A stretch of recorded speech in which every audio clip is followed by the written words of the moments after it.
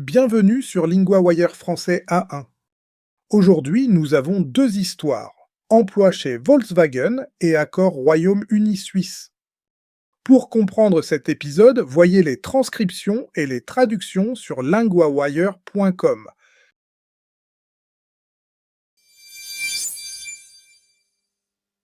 Bonjour Claire, vous êtes la correspondante de LinguaWire pour l'économie.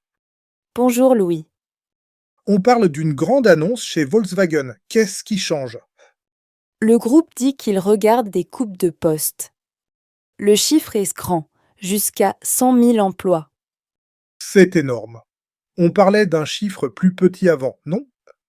Oui, avant, le groupe parlait de 50 000 postes en Allemagne. Là, il dit qu'il regarde plus large, dans le monde. Et pourquoi cette pression maintenant? La société dit que ses coûts sont trop hauts.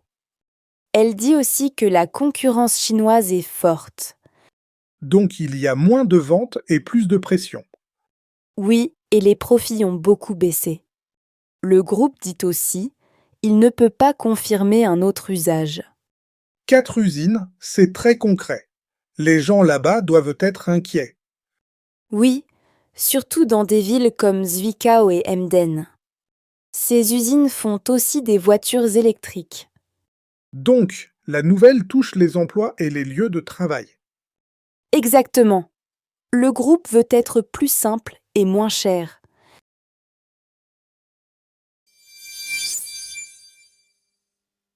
Bonjour Nicolas, vous êtes le correspondant de LinguaWire pour les affaires. Bonjour Louis. Il y a un accord Royaume-Uni-Suisse. Que verront les voyageurs? D'abord, les Britanniques pourront utiliser des e-gates en Suisse. C'est plus rapide pour passer à l'aéroport.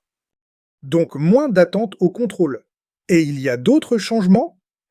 Oui, l'accord enlève aussi les frais de roaming pour touristes et professionnels. Ah, ça évite les mauvaises surprises sur le téléphone. Exactement, le gouvernement dit aussi, l'accord est plus large pour les services. Il parle d'un bon effet pour les exportations britanniques. Le gouvernement donne aussi un chiffre, je crois. Oui, il dit 5,2 milliards de livres par an. C'est un grand chiffre. Qui va profiter de plus près? L'accord aide aussi certains professionnels, par exemple des avocats, des comptables et des architectes. Et pour les voyageurs, sait-on quand cela commence? Le gouvernement dit les Britanniques pourraient utiliser les e-gates à Zurich cette année. Genève et Bâle doivent aussi donner une date bientôt. Donc, on a un accord très pratique pour les voyages et le travail. Oui, c'est ça. C'est simple à voir dans la vie réelle.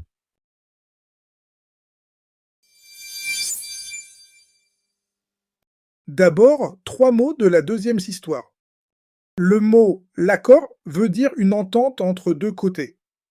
Ici, on parle de l'accord entre le Royaume-Uni et la Suisse. Exemple, l'accord est signé aujourd'hui. Le mot « les frais » veut dire l'argent qu'on paye en plus. Dans l'histoire, ce sont les frais de roaming. Exemple, les frais sont trop élevés. Le mot « le calendrier » veut dire les dates ou les étapes. Dans l'histoire, Genève et Bâle doivent donner une date bientôt. Exemple, le calendrier arrive demain. Maintenant, un verbe utile, permettre. Il veut dire donner la possibilité de faire quelque chose. Au présent, je permets, tu permets, il permet, nous permettons, vous permettez, ils permettent. Exemple, ce pass permet d'aller plus vite. Cette règle permet de voyager sans stress.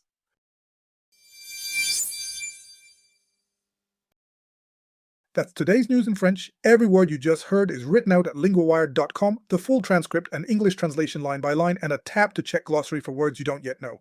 That's linguawire.com. Follow the show so we're there in your feed tomorrow. Speak to you then.